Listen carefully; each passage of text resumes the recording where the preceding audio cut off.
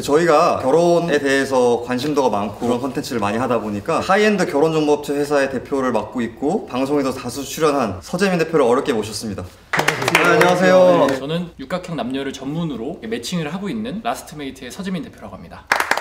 육각형 남녀가 되게 최다 보유 회사라고 말씀하셨는데 정확히 말하면 육각형이라는 게 어떤 걸 말씀하시는 거죠? 정말 쉽게 얘기하면 뭐 하나 빠짐없이 다 고루고루 평균 이상 되시는 분들이라고 볼 수 있죠.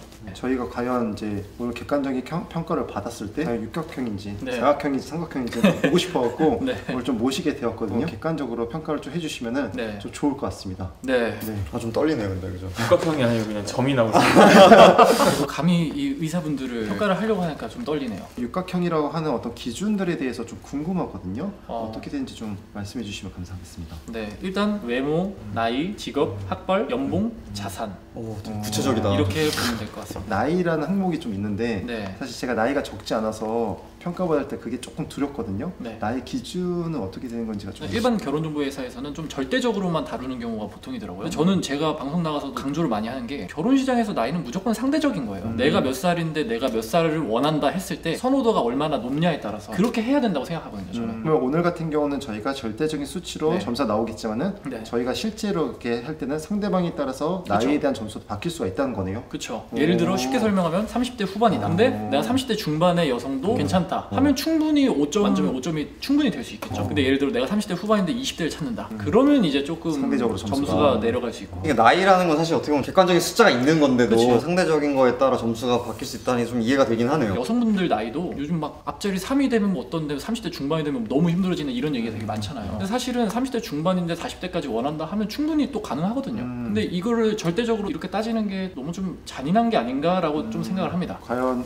우리 중에서는 육각형이 될 수 있을 것인가? 저희가 일단 나이에서 다 탈락이 아닐까요? 한편으로. 그 미혼 기준으로 하신 거잖아요? 네, 미혼 기준이고 그래서 영상에서 설명했던 것 중에서 투표를 보면은 외모가 진짜 압도적으로 많아요. 진짜 봤을 때. 제 채널에서도 뭐 다 외모만 뽑으시더라고요. 맞아요. 네. 그 외모도 어쨌든 절대적인 이쁨과 잘생김이 아니라 자기가 선호하는 그런 게 맞아요. 있기 때문에 네. 그래서 외모가 제일 많은 것 같긴 해요. 그리고 가장 원초적이잖아요. 딱 보자마자 그러니까요. 그 사람의 제일 먼저 보이는 부분이기도 하고 가장 끌리기 쉬운 부분이죠. 요즘 결혼정보회사가 사실 가장 크게 문제되는 게 비싼 돈 주고 가입을 했는데 다 스펙은 좋은데 외모가 마음에 안 들어서 평균적으로 10번 나가면 한 명이 괜찮을까 말까 하는 확률로 이게 조건이 아무리 좋아도 제일 중요한 건 외모라는 뜻이거든요. 근데 이거를 정말 많은 분들이 좀 놓쳐서 좀 많이 안타깝더라고요. 이 일을 하면서. 그럼 이제 대표님께서는 어떻게 보면 클라이언트라고 해야 되나? 네. 잘생기고 이쁜 분들이 좀 네. 많으시다는 얘기네요. 또. 저희는 사실 일반 분들이 찾아오시면 제가 매칭을 못하고 맨날 거절을 해요. 왜냐면 해줄 수 있는 사람이 없어서 저희는 여성분들은 사실 뭐 직업이라든지 집안은 별로 그런 건 안 중요한데 외모랑 성격, 저는 성격도 좀 제가 많이 파악을 하거든요.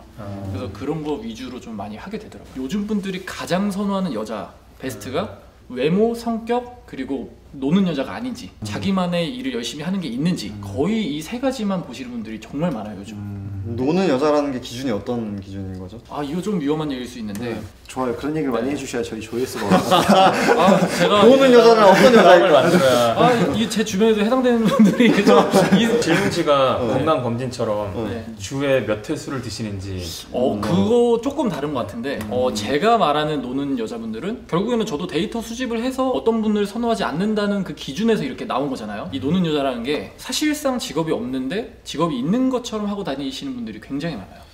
네, 그러면서 예를 들어 성공한 돈 많은 남자들만을 이렇게 잘 만나보려고 이제 노는 자리라든지 그런 자리를 많이 가고 성공한 쪽이면 사실 이런 경험이 그래도 많이들 있으시더라고요.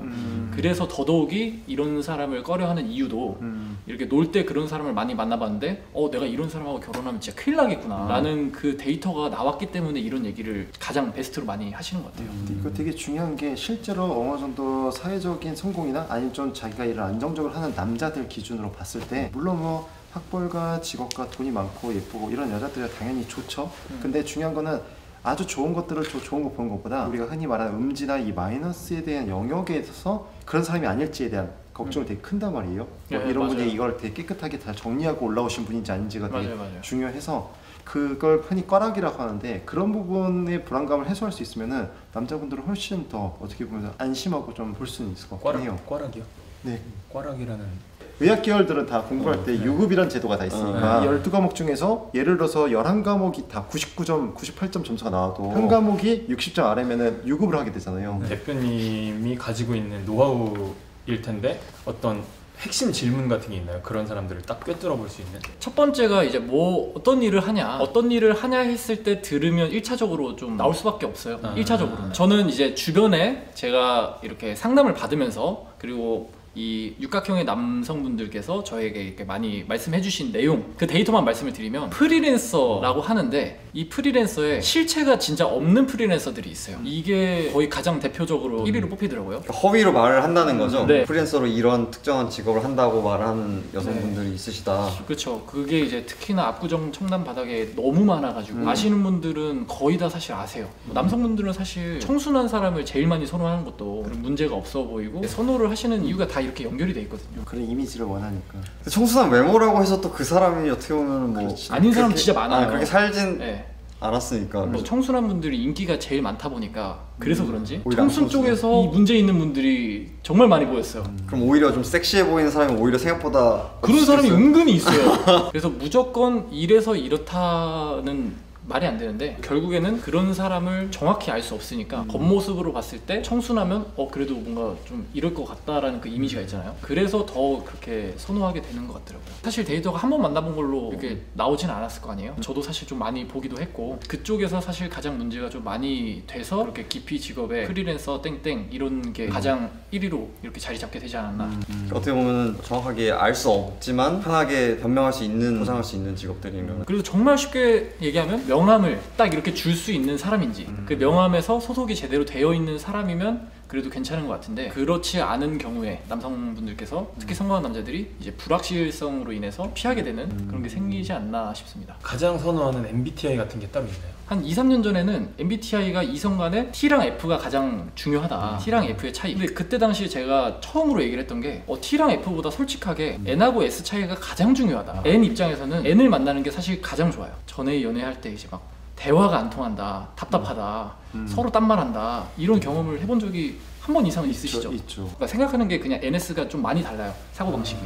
저도 그거 많이 느껴요. 그래서 NS가 사실 가장 중요하고 그 다음에 TF 그리고 IE랑 그 JP는 사실 그렇게 중요하지 않은 게 제일 중요한 게 사실 MBTI에서는 서로가 맞출 수 있는 영역이 있냐가 중요한 거잖아요. NS는 사실 맞추기가 너무 힘든 영역이고 TF는 인식을 해서 조금 그래도 좀 보완을 그나마 할 수 있는 부분이라고 좀 생각을 해서 NS 그 다음에 TF. 근데 NS는 진짜 세상을 바라보는 어떤 사고의 차이가 완전히 맞아요. 다르다 생각하기 때문에 네. 확실히 그 차이는 좀 있는 것 같긴 해요. 네, 이 내용이 사실 조회수가 정말 많이 나왔었는데 그 N하고 S랑 어떤 차이가 명확하게 있냐면 카톡을 하는데 N 입장에서 S한테 사귄 사이예요. 저녁 먹었어? 이따가 누구 만나? 이렇게 물어보면 이제 N 입장에서는 두 가지 질문을 보냈어. 그러면 두 가지에 대해서 답변을 원하는 거잖아요. 당연하게. 이거 제가 실제로 조사 100명 넘게 해가지고 이게 80% 이상 결과가 나왔거든요. N 입장에서는 두 가지 질문을 보냈을 때 두 가지 다 답장을 하는 게 당연한 건데 S 입장에서는 마지막에 온 것만 답장을 할 확률이 굉장히 높고 아니면 둘 중에 내가 답장하고 싶은 것만 답장을 할 확률이 너무 높아요. S한테 답을 받으려면 하나씩 답을 할 때까지 하나씩 보내야 되는 거죠. 근데 이게 좀 학습이 되면 괜찮은데 학습이 안 된 상태에서 이성 간에 N 입장에서 특히 여성분들이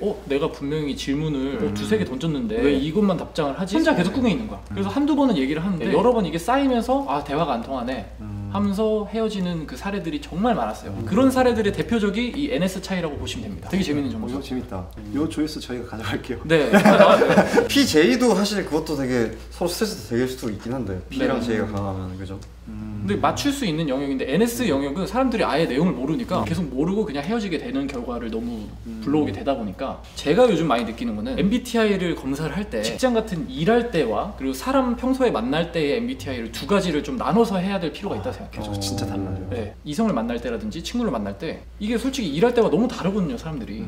맞아. 페르소나가 다 여러 가지가 있죠. 근데 그거를 잘못 알고서 되게 뭔가 좀 이렇게 좀 착오가 생기는 것들이 좀 생기더라고요. 대체로 보면은 그게 N에서 S로 바뀌는 건 없어요. 그거는 거의 비슷하게 가더라고요. 그리고 또 재밌는 게 직장 생활을 오래 할수록 그리고 주어진 일만 해야 될수록 S일 확률이 높아요.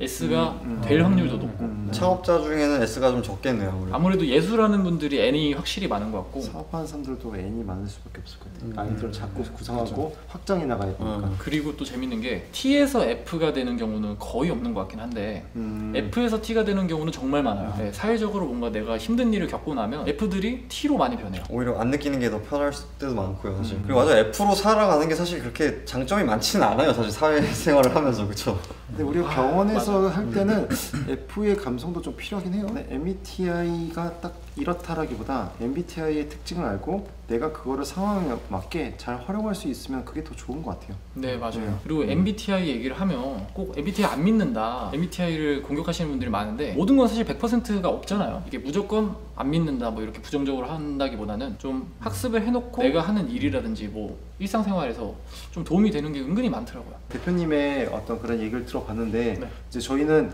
저희가 결혼정보회사에서 바라봤을 때 점수가 몇 점인지가 되게 궁금하거든요. 이제 심판의 시간이 다가왔는데 네. 한번 좀 체크해 주시면 감사하겠습니다. 네, 일단 미혼 기준으로 점수를 체크를 해봤고요. 일쌤의 외모는 키, 피지컬, 얼굴 합산해서 5점 만점에 5점. 오, 역시 의치 안에 얼굴. 일단 키가 185에 피지컬이 좋으면 여성분들한테 인기 진짜 많아요. 근데 얼굴까지 진짜 잘생기셔가지고 그리고 나이는 무조건 이제 상대적으로 보는 게 맞지만 지금은 이제 절대적인 평가로 했을 때 기준으로 말씀을 드리겠습니다. 나이는 2.5점. 딱 절반. 그리고 직업하고 학벌이 5점. 일단 모든 의사분들은 다 5점을 드리고 있습니다. 그래도 저희도 희망이 있는 거네요. 5점씩 받을 수 있는 거네요. 좀 확보가 간다. 그리고 자산 연봉은 제가 이제 따로 들은 기준이니까 공개는 못하고 4점. 어떻게 만족을 하시나요? 아, 저희 너무 감사한 점수네요. 이게 은근히 네. 긴장돼가지고 손에 땀이 엄청 많이 났습니다. 일단 의사이신데 키랑 외모, 성격도 좋아 보이셔서 진짜 훌륭하신 거죠. 우리나라에서 거의 탑 안에 들지 않을까 싶긴 해요. 그런 분하고 우리가 같이 의치 안을 점수를 올려주는. 그러니까. 다음으로 이제 치쌤. 네. 긴장 많이 하신 것 같아요. 좀 긴장되네요, 벌써부터. 혹시 이거 듣고 운 사람 있나요 지금? 평가를 오늘 처음 해. 제가 처음으로 올 수도 있겠네요. 네. 저는 사실 사람을 점수를 이렇게 평가하지 않습니다, 진짜로. 일단 오늘 점수를 매겨봤을 때 치쌤의 외모는 키, 피지컬, 얼굴 5점 만점에 3.5점. 3.5? 진짜요? 왜 이렇게 좋아하시죠? 아니, 반올림하고 4점이잖아요, 그러면? 너무 좋은데요? 100점 만점으로 했을 때는 70점이어서 그렇긴 하네요. 그러면 수능으로 치면은 한 몇 등급이죠? 4등급 되시면 그럼 인서울 할 수는 있나요? 힘들지 않을까요? 그렇습니까? 서울에 못 들어오는 외모 김성호라고 합니다. 감사합니다. 운동을 좀 많이 열심히 하시면 점수가 좀 올라가지 않을까? 네, 알겠습니다. 네. 더 열심히 하겠습니다. 네. 피지컬로. 피지컬로. 일단 나이 2.5점, 그리고 직업 학벌 5점, 자산 연봉 4점. 만족합니다. 기분 좋네요. 그리고 한쌤의 외모는 키, 피지컬, 얼굴 5점 만점에 3.5점. 저랑 같으시네요. 인서울은 아니네요, 우리. 서울에 못 들어가는 외모지만 그리고 나이가 2점. 나이 아무도 2점이요? 우리가 이겼다 이거는. 이거 꽈라가 아닌가요? 아니, 미혼 기준이고 어쨌든 40대이시다 보니까 그래도 결혼하셨으니까 그렇죠. 2점이 아닌 거죠, 사실은. 그러니까 미혼 기준이니까 지금. 네, 미혼 기준. 결혼 이미 하셨으니까.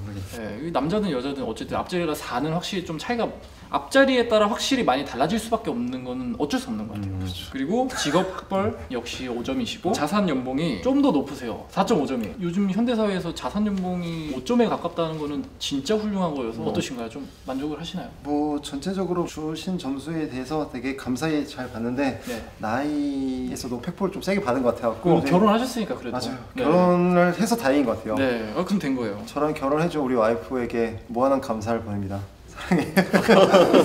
저의 MBTI는 ENTJ입니다. E랑 J 비율이 되게 높네요. 80%씩. 안 그래도 어제 직원 회식했는데 직원분들 같은 경우에는 제가 E로 시작하는 걸 몰랐다고 하더라고요. 저희 어머니라든지 되게 친한 친구나 연인이라든지 이런 경우에는 대부분 귀에 피나는 경우도 많이 있었는데 요즘은 나이를 먹으면서 일부러 더 얘기를 들으려고 많이 노력을 하고 있어요. ENTJ가 통솔자 MBTI잖아요. 어떠세요? 좀 약간 통솔이나 이런 걸 잘하시는 것 같으세요? 어렸을 때 그냥 성격 그대로면은 막 나서고 얘기하고 막 이렇게 하는데 그것도 일부러 항상 한 발 떨어져서 보려고 해요. 예를 들어 감투를 딱 맡기잖아요. 뭐 이걸 하세요 이러면은 못 바꾸긴 하거든요. 바로 하고 사실 무섭지 않아요. 그냥 할 수 있는데 기왕이면은 자기가 감투를 쓰고 싶은 사람들이 있을 거 아니에요.